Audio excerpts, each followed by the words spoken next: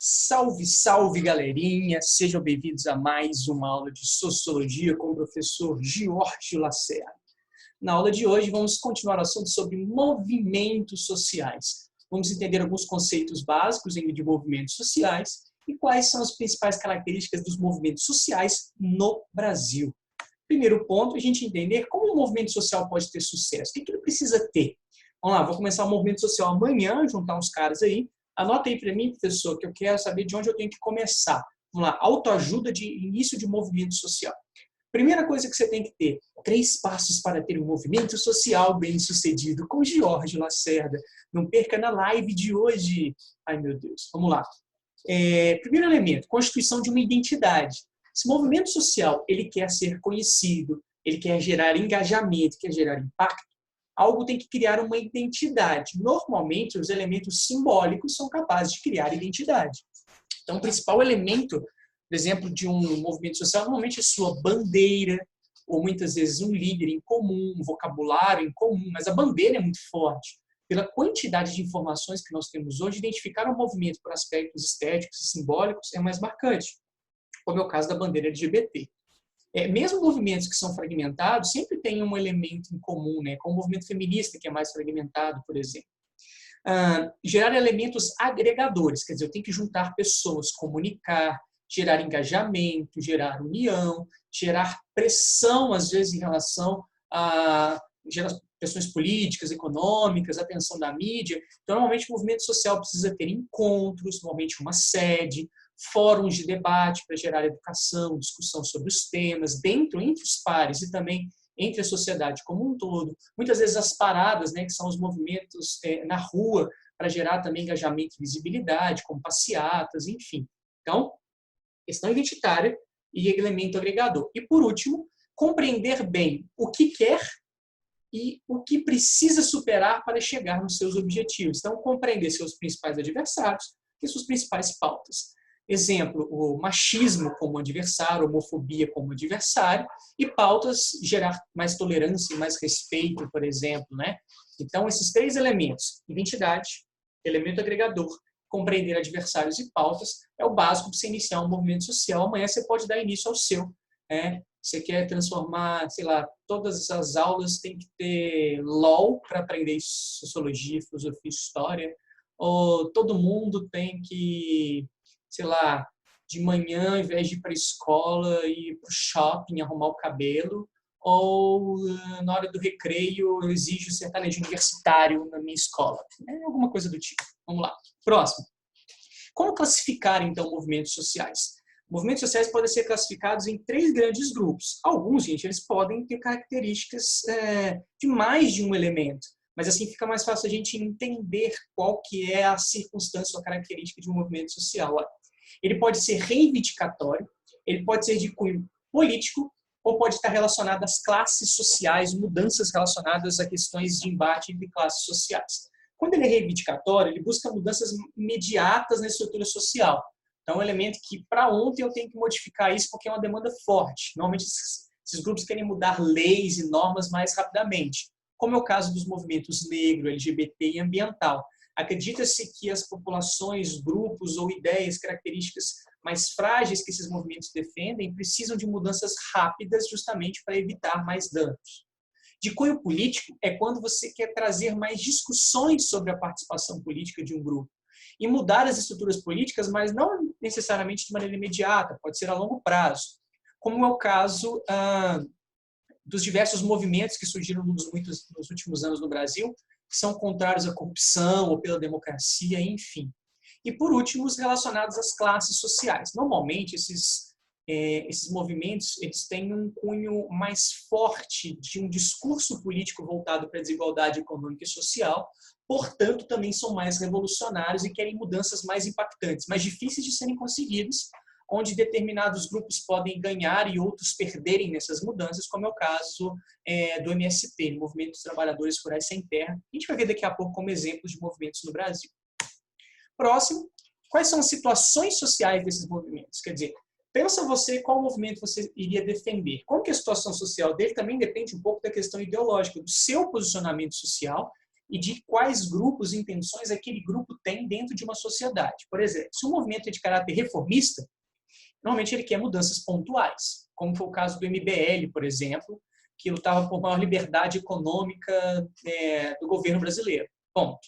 Agora, se você tem um caráter mais revolucionário, aí você acredita que as estruturas elas são tão difíceis de serem mudadas com leis e princípios mais gerais, superficiais, que apenas uma mudança mais profunda é possível para chegar ao objetivo que você quer. Ou você pode ter caráter reacionário. Reacionário é o oposto dos outros dois. Enquanto reforma e revolução geram alguma mudança ou mais simples ou mais estrutural, o reacionário quer justamente conter mudanças, porque ele acredita que a sociedade não pode ser organizada com novos princípios, tem que se resgatar antigos princípios que eram considerados bons antes de serem corrompidos. Então, normalmente, os grupos reacionários eles reagem contra mudanças sociais, preservando as estruturas. A gente pode dizer que, normalmente, os grupos mais conservadores, exemplo, escola sem partido, quer determinados elementos mais conservadores em sala de aula, pode ser considerado um tipo de movimento reacionário. E aí a gente chega, então, aos movimentos sociais no Brasil. Aqui a gente tem exemplo dos movimentos trabalhistas, de um lado, do outro lado nós temos as questões ligadas ao Fora Collor e os caras pintadas, enfim, o impeachment da Dilma Rousseff e as diretas já. Esses são os movimentos de rua que tiveram mais impacto no Brasil nos últimos 30 anos. Nós vamos citar um pouco dos exemplos desses que são mais conhecidos, que tem aqueles pré-requisitos que nós vimos no início, né? Bandeiras, sistemas de engajamento, como é o caso do MST, Movimento dos Trabalhadores Rurais Sem Terra do Brasil, a União Nacional dos Estudantes, que é dividido também em outros grupos, a UNE não é a única representação dos estudantes, Movimento Negro Unificado, são muitos movimentos, essa é a bandeira do Movimento Unificado, o Movimento Ambientalista pela Terra, e o MBL, o Movimento Brasil Livre, o MTST, que é o Movimento dos Sem Tetos, também ficou muito conhecido nos últimos anos, porque tivemos um candidato à presidência no Brasil ligado a esse movimento, e o Movimento LGBT.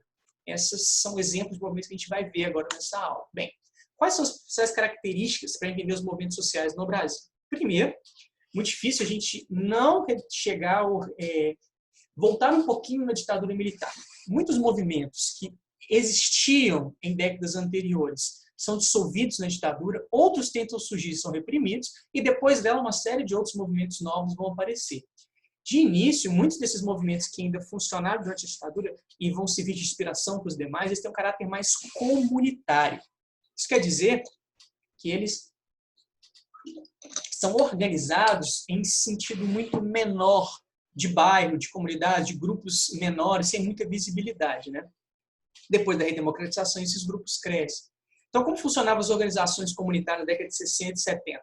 Pensa um pouco aí naquela coisa de associação de bairro, de grupos de igreja, que ficava restrito normalmente a um grupo menor ali, num pedacinho da cidade, se ela é pequena, ou num bairro dentro de uma cidade maior. As associações ligadas à Igreja Católica, que a gente chama de movimentos eclesiais de base. A teologia da libertação é uma corrente vinculada à Igreja Católica que cresceu na América Latina na década de 60 e 70, até hoje tem impactos. Acreditava-se que a Igreja deveria diminuir desigualdades, lutar pela justiça social. Então, há também uma relação forte de grupos de esquerda com esses movimentos da Igreja Católica. Então, durante a ditadura militar, a Igreja Católica, por ser, de alguma forma, mais isenta politicamente, conseguiu alimentar, de alguma forma, esses tipos de ideias, não diretamente, né, mas sustentando, às vezes, ou grupos que operavam na ilegalidade, ou mesmo políticas menores, comunitárias, solidárias, enfim, baseadas na gestão de caridade e tudo mais. Outras associações ligadas à classe média, onde surgiam grupos de ajuda comunitária menores, que mais tarde se tornaram, esse exemplo nós temos de ONGs, né? Grupos de pessoas sem vínculos partidários, religiosos, institucionais, que montavam grupos para amenizar impactos sociais ligados a comunidades carentes, crianças, idosos, enfim. E, por último, as associações comunitárias populares, muitas delas ligadas à moradia, saúde, que mais tarde vão gerar movimentos maiores também. E agora nós vamos aos exemplos, né? Com a redemocratização do Brasil na década de 80, na verdade a redemocratização começa já no final dos anos 70. Desde o governo Figueiredo para frente, a gente já observa que haveria um espaço de transição da ditadura militar para um governo civil, que só viria a se consolidar em 1985. E aí a gente observa movimentos que vão surgir no final da década de 70 e outros que vão surgir, crescer e aumentar depois da Constituição de 88. primeiro deles é o MST, considerado o maior movimento popular do mundo, o maior movimento social popular do mundo, o Movimento dos Trabalhadores Rurais Sem Terra.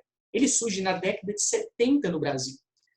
Mas ele é, na verdade, uma continuação das ligas camponesas que já vinham operando no Brasil desde o governo Vargas para frente, operaram fortemente na época do João Goulart, na época das reformas de base, e que foram, de alguma forma, reprimidas e se dispersaram ao longo da ditadura militar. O grande amparo do MST vem com a Constituição de 88, quando existe lá um artigo que fala sobre o uso social da terra, que a terra no Brasil, quando ela não cumpre a sua função social de produzir, gerar moradia, alimentos e tudo mais, essa terra deve ser tomada para o Estado e redistribuída para pessoas que estão ou que não têm terra ou que têm planos de produzir nessa terra. E isso é o maior elemento jurídico, legal do movimento sem terra e, ao mesmo tempo, um embate enorme no Brasil, por questões ligadas aos extremos do movimento também, mas também ligadas ao fato de que a concentração de terra, a concentração de latifúndios no Brasil é muito grande.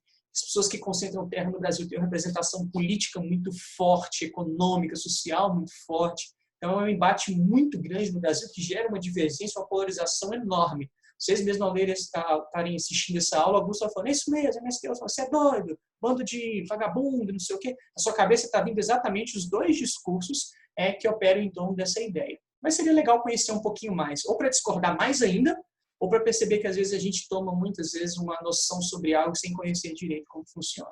Vamos lá. Principais pautas.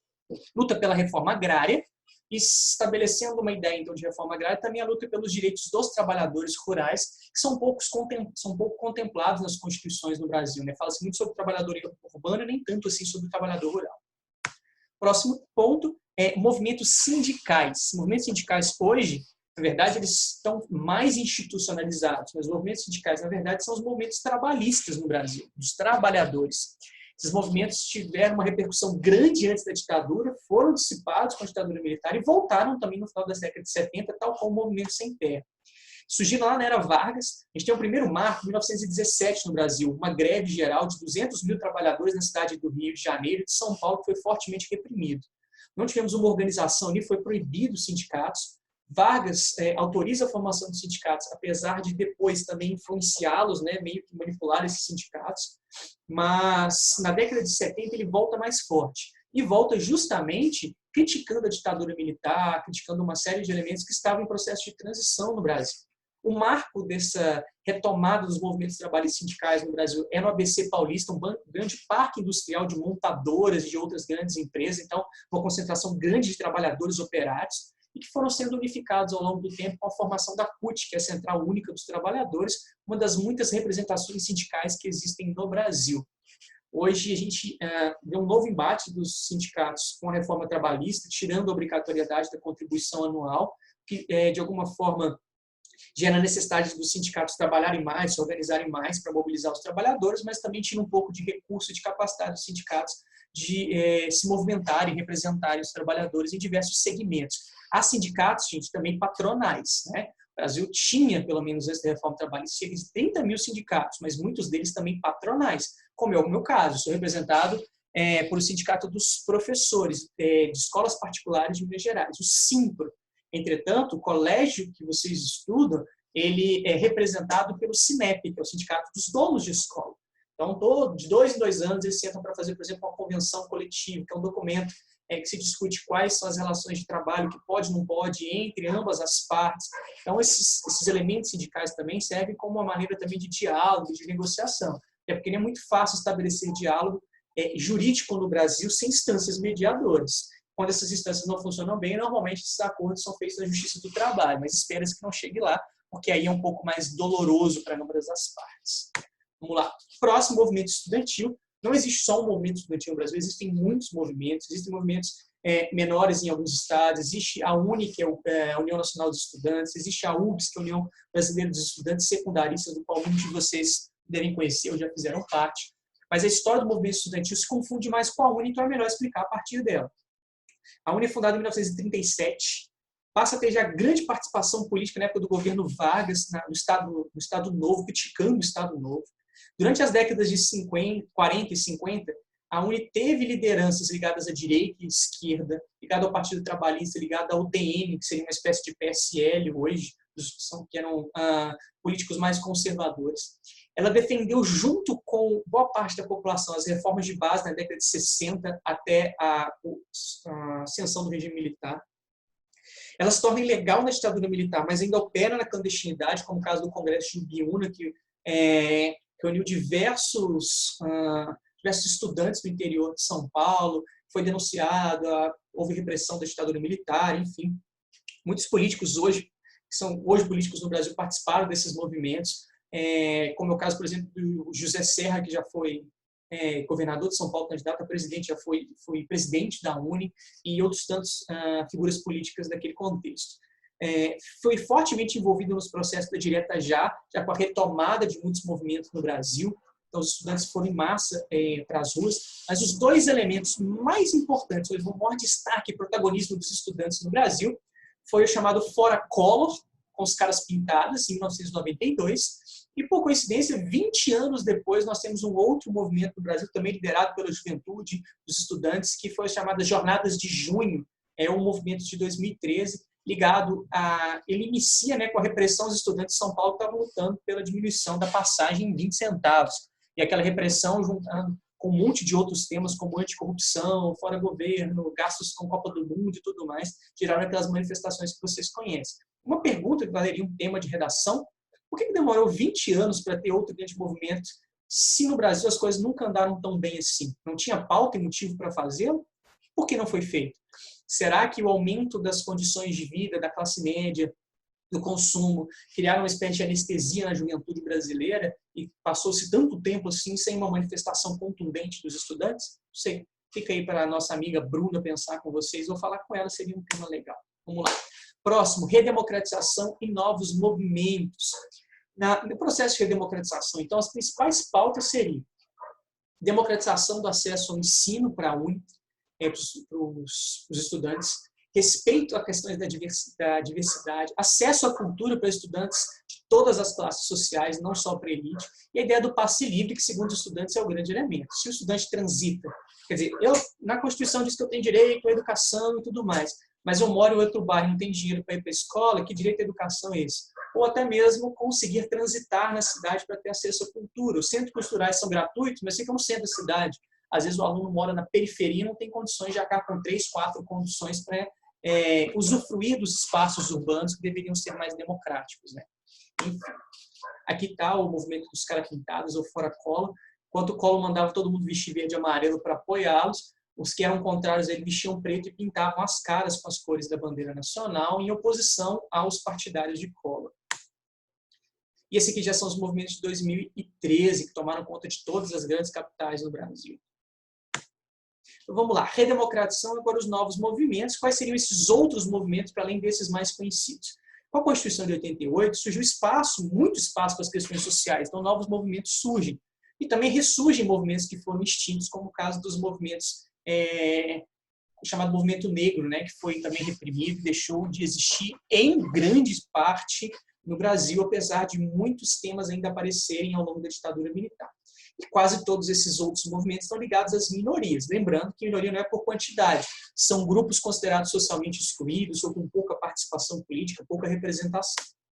O movimento negro é um dos principais deles. A gente não tem um movimento só, a gente tem um movimento unificado, mas são vários movimentos no Brasil. E o principal tema é a violência contra os jovens negros, principalmente, nas periferias, e a luta pelas cotas raciais para acesso à universidade pública no Brasil. Quero falar disso melhor daqui a pouco. Os movimentos feministas, que também são mais diluídos, são vários movimentos, é difícil você identificar um só no Brasil, lutam normalmente contra a violência contra a mulher. Existe agora também o movimento feminista das mulheres negras, que acreditam que o movimento feminista em si ele é um pouco elitista e que grande parte das mulheres que sofrem com machismo e violência estão na periferia e têm menos condições de criar consciência sobre isso, então tenta chegar com essa informação na periferia. Aspectos ligados à igualdade de gênero, mais acesso das mulheres ao mercado de trabalho, política, melhores salários, educação, enfim, um elemento de combate à desigualdade de gênero no Brasil está muito ligado ao movimento feminista. Os movimentos indígenas, que lutam pela proteção da cultura indígena, e principalmente pela demarcação de terras. Sem a demarcação de terras, dificilmente a cultura vai ser preservada, porque aí há uma fragilidade, por exemplo, de madeireiros e outros grupos que podem invadir as reservas de indígenas e levar à extinção.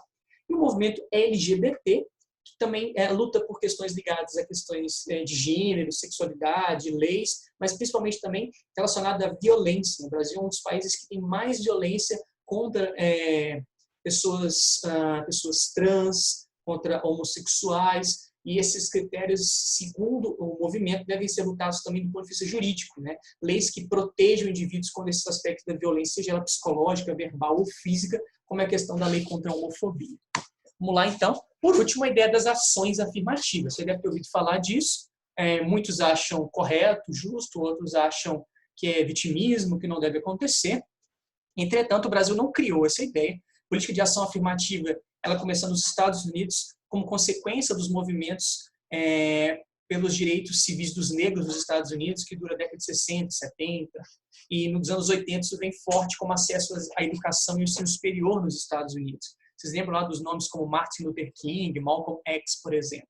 Essas políticas de ação afirmativa, normalmente estão ligadas aos movimentos sociais das minorias, e aí a ação afirmativa não é só por cotas raciais, por qualquer grupo que tenha dificuldade de acesso a espaços de privilégio, a espaços fundamentais, por questões ligadas a desigualdades históricas, e aí entrariam negros, mulheres, homossexuais, deficientes físicos. Muitos concursos públicos reservam vagas para deficientes físicos, né?